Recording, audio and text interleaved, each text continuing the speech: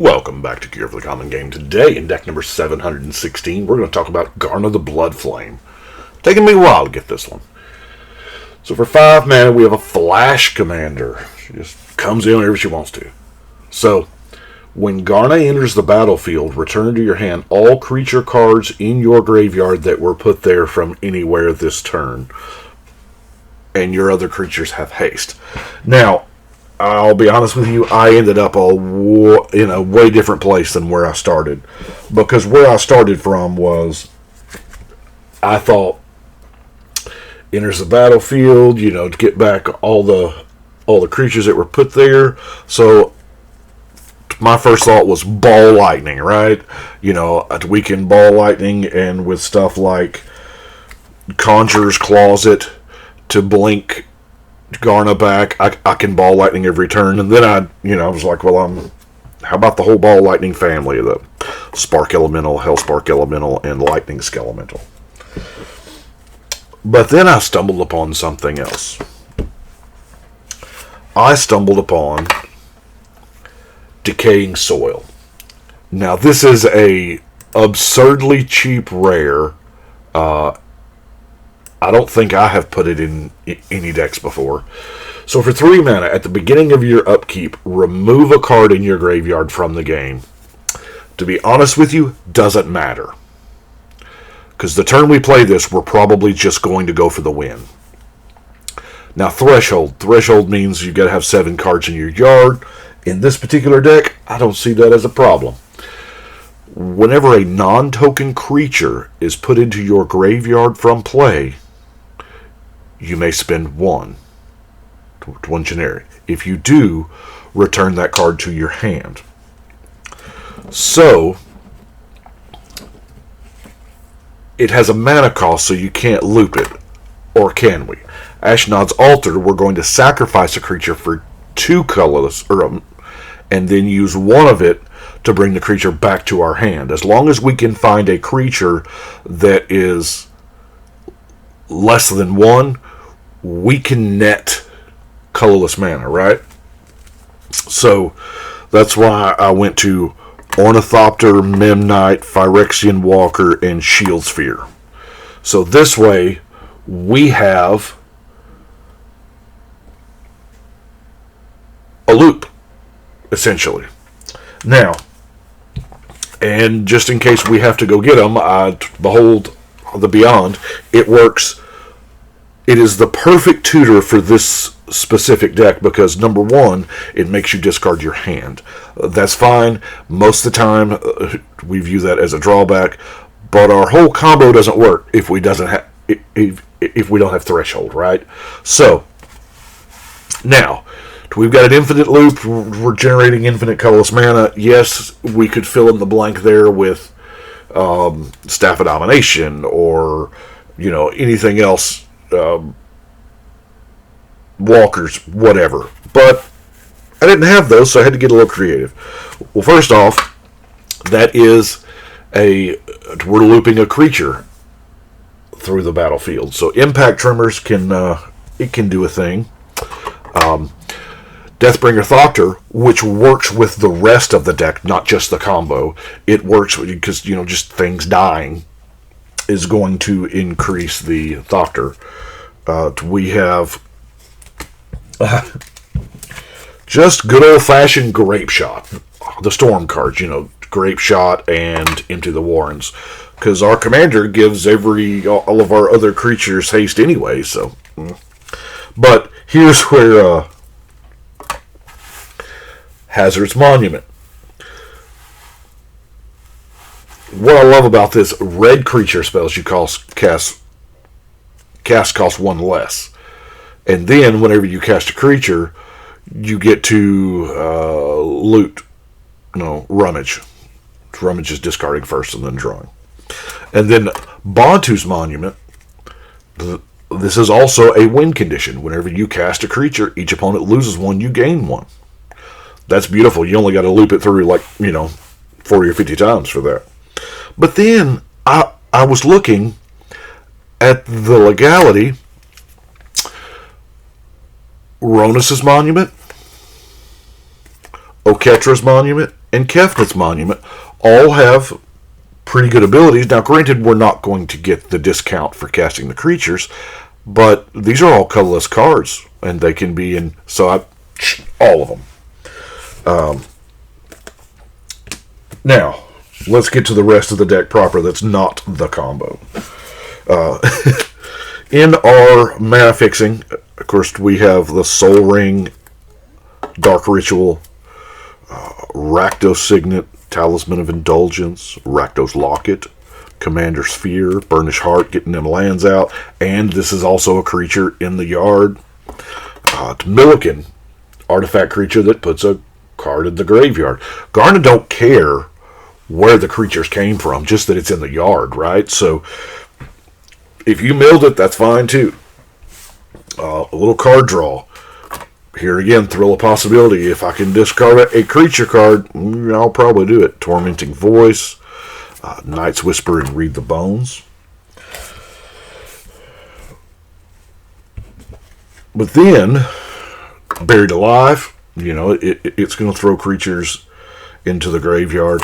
Dread Return is a beautiful card. You can sack 3 creatures that you'll probably get back with Garna to get another creature back. It's insane. Starting with the creatures, a Dimir Houseguard. Like I said, Garna don't care where it comes from. We can transmute the Houseguard. We ain't got a whole bunch of just hard banging 4-mana cards. I mean, got Reckless One because it's funny. That's why. With the only goblin in the deck. Now the object is Empty the Warrens, and the Reckless One is in there for the propaganda ghostly prison thing where you can't attack with 2 million goblins. So let's look at our other creatures. We have Harvester of the Souls. Creature dies, you draw a card. Non-token, of course. Slaughter Priest. It's a sack outlet, but it does cost, when you sack a permanent, this gets bigger. Hey, that's why we run things like Rogue's Passage. Fallen Angel, here again. It's a free sacrifice outlet, and we can get those creatures back if we need be. Lampet of Death Vigil. Sacrifice outlet, and doing some life-gaining things. Crypt Rats is in there just because it's a favorite card of mine.